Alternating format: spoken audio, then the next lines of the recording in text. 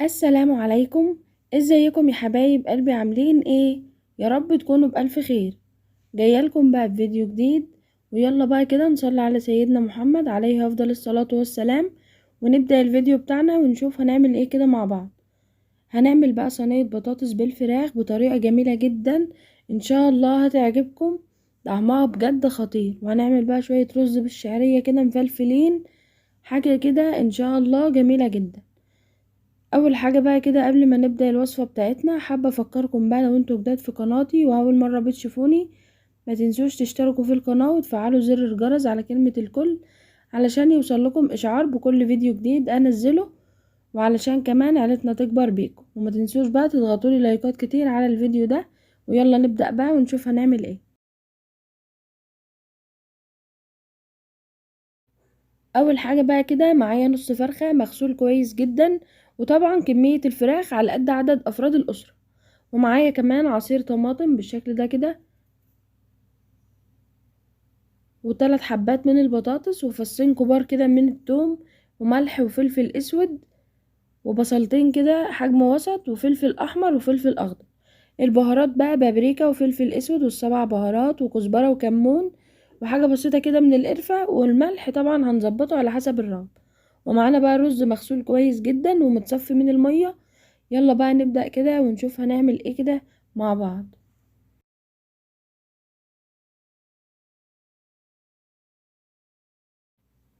اول حاجة بقى كده هنجيب بقى طبق كده وسكينة، وناخد بقى كده اول بصلة ونقطعها لمكعبات صغيرة بالشكل ده كده. بجد الطريقة دي جميلة جدا، وان شاء الله لما تجربوها هتعجبكم جدا. بعد بقى ما قطعنا البصلة لمكعبات صغيرة بالشكل ده، هنضيف عليها بقى فلفل اسود وملح، ونبدأ بقى نفرك البصلة كويس جدا لحد ما تنزل المية اللي فيها. اول ما البصلة تنزل العصارة اللي فيها نبقى كده تمام. هنجيب بقى النص فرخة وننزل عليها بقى بالبصل، ونعمل لها بقى مساج بالبصل كويس جدا. الخطوة دي بتفرق بجد في طعم الفراخ.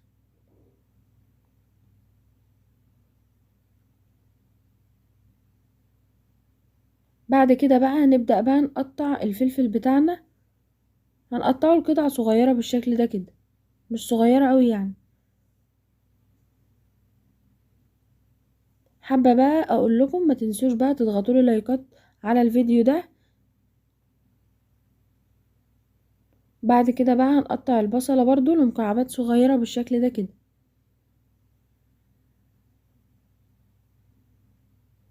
بعد كده هنقطع بقى البطاطس لحلقات، بس ما تكونش حلقات رفيعة، هنقطع الحلقات سميكة شوية علشان ما تستواش وتتهري معانا بسرعة.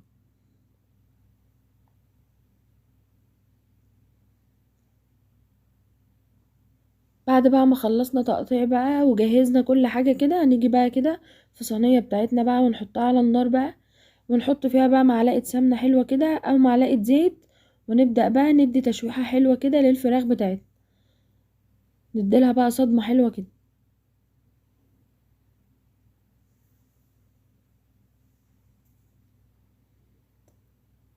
بعد بقى ما اخدت لون حلو كده والصدمة على الناحية دي، نبدأ نقلبها بقى بالشكل ده كده.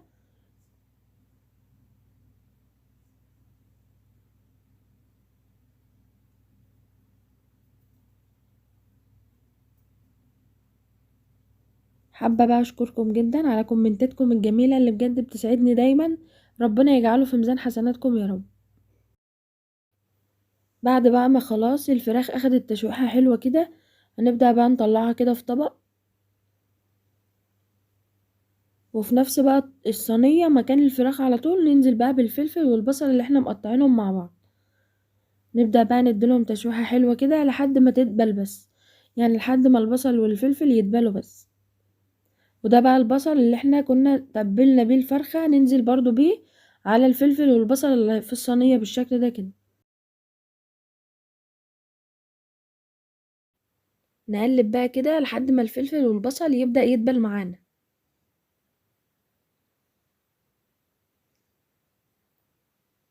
بعد كده بقى هنضيف البطاطس، ونقلب بقى كده كله مع بعضه لحد ما البطاطس تاخد معانا تشميعة بسيطة كده.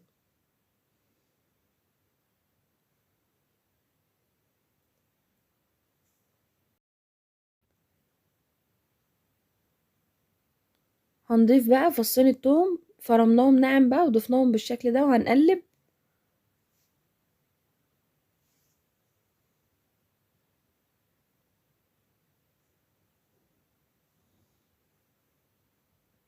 هنجيب بقى الفراخ اللي احنا شوحناها بقى في الاول وهنبدأ بقى نضيفها بالشكل ده كده. بعد كده بقى هنضيف البهارات،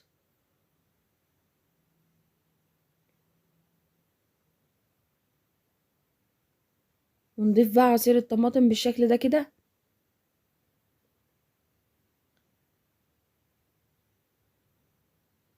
نقلب بقى تقليبة بسيطة كده.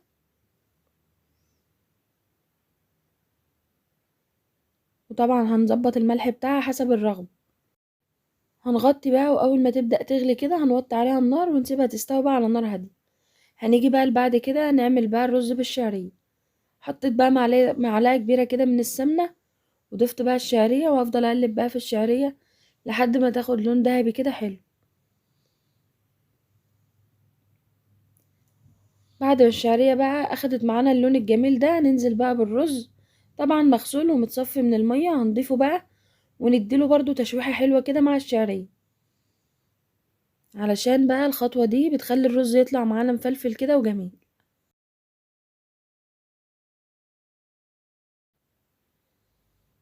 هنا بقى صينية البطاطس كده كنت هديت عليها النار خالص وسبتها بقى تستوي كده على نار هادية. هنبدأ بقى نظبط الملح بتاع الرز طبعا بالشكل ده كده، ونظبط له كمان المية بتاعته. هنظبط بقى المية بتاع الرز طبعا وهنغطي بقى عليه كده، واول ما يبدأ يتشرب المية هنهدي عليه خالص النار، وهخلص بقى خالص واقدم معاكم الاكل في النهاية. هنا بقى كده صينية البطاطس بعد ما خلاص استوت دخلتها بقى كده الفرن وشغلت عليها بقى الشواية، اخدت اللون الجميل ده، بجد طعمها جميل جدا زي ما انتوا شايفين معايا بقى كده شكلها ما شاء الله. يلا بقى كده نجهز الغدا.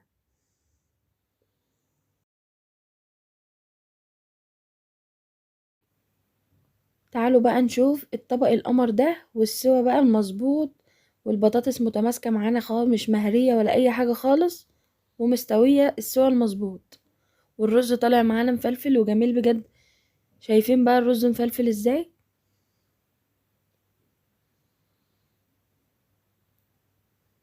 وهنا بقى البطاطس كانت متماسكة مش مهرية خالص بالشكل ده كده.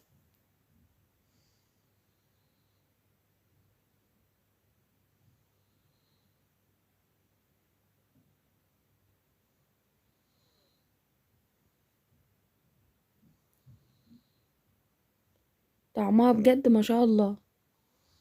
والفراخ بقى كانت مستوية معانا السوا المظبوط. شايفين بقى الفراخ لونها ابيض وجميل ازاي؟ خطوة ان احنا بنتبل الفراخ بالبصل بالفلفل الاسود والملح بتفرق جدا في طعم الفراخ.